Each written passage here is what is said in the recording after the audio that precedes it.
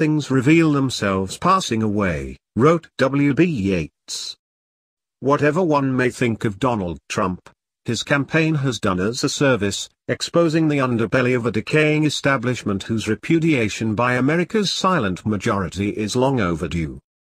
According to the New York Times, super PACs of Trump's GOP rivals, including PACs of candidates who have dropped out, are raising and spending millions to destroy the probable nominee. Goals of the anti-Trump conspirators: manipulate the rules and steal the nomination at Cleveland. Failing that, pull out all the stops and torpedo any Trump-led ticket in the fall. Then blame Trump and his followers for the defeat, pick up the pieces, and posture as saviors of the party they betrayed. This is vindictiveness of a high order. It brings to mind the fable of the dog in the manger, the tale of the snarling cur that, out of pure malice, kept the hungry oxen from the straw they needed to eat. Last week came reports on another closed conclave of the Never Trump cabal at the Army and Navy Club in D.C. Apparently, William Kristol circulated a memo detailing how to rob Trump of the nomination, even if he finishes first in states, votes, and delegates. Should Trump win on the first ballot, Kristol's fallback position is to create a third party and recruit a conservative to run as its nominee. Purpose: have this rump party siphon off enough conservative votes to sink Trump and give the presidency to Hillary Rodham Clinton, whose policies are more congenial to the neocons and Kristol's weekly standard. Among the candidates, Kristol is reportedly proposing our ex-Governor Rick Perry of Texas and former Senator Tom Coburn of Oklahoma, both respected conservatives. Kristol contends a third-party conservative candidate can win. He can't be serious. It is absurd to think of Perry, whose poll numbers were so low that he dropped out of the race last September without winning a single primary, caucus, or even a delegate, could capture the White House on a third-party ticket. Perry would not even be assured of winning his home state.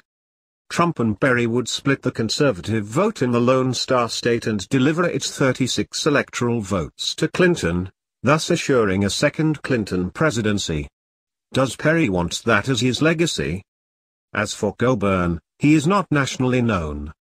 But his name on the ballot would take votes, one for one, from the Republican nominee. How would that advance the causes for which Tom Coburn has devoted all of his public life?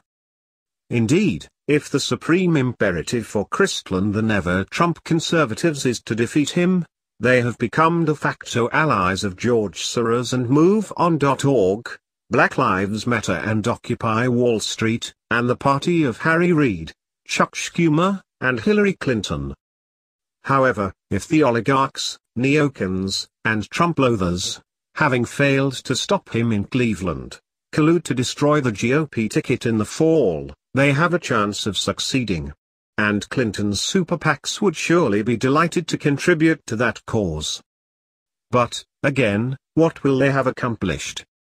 Do they think that Republicans who stay loyal to the ticket will not see them for the selfish, rule or ruin, wrecking crew they have become?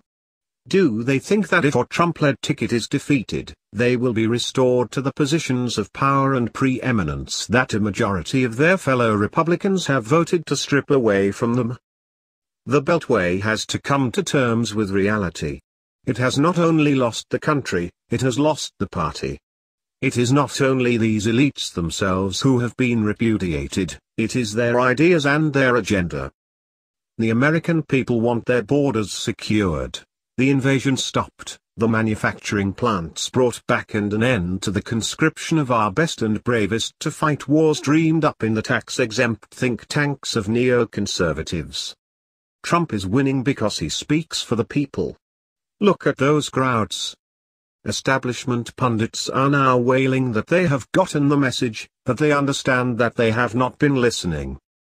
But still, they refuse to act on this recognition.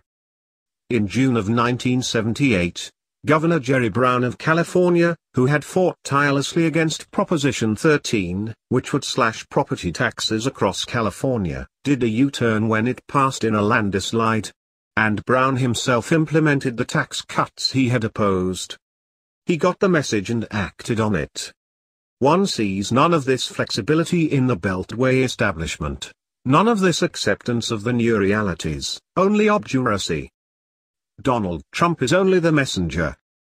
If these conservative defectors from our ticket led by Trump collude with Democrats, by running a third-party candidate to siphon off Trump's votes, they may succeed. But they delude themselves if they think they will have solved the problem of their own irrelevance, or that they have a future. The party will survive.